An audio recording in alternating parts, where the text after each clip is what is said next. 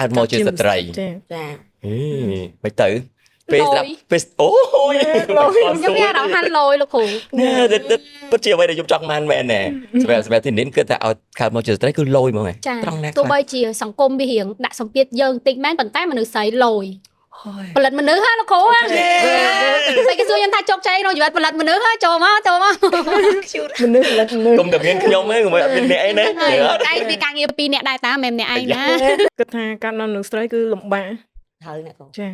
គាត់តែមនុស្សទូទៅ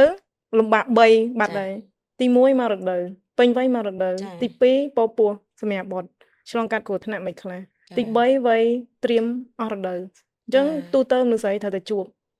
ចា អូផលលំបាកនេះបើសិនជាមនុស្សប្រុសយល់ពីយើងល្អជាង ចា យល់តា យល់ យល់តែគាត់អត់ តែ ដែរ លោក ដឹង គ្រូមួយហ្នឹងអ្នកយល់គាត់ជួបមនុស្សស្រីច្រើននោះជួបអ្នកជំងឺគាត់ ជំងឺ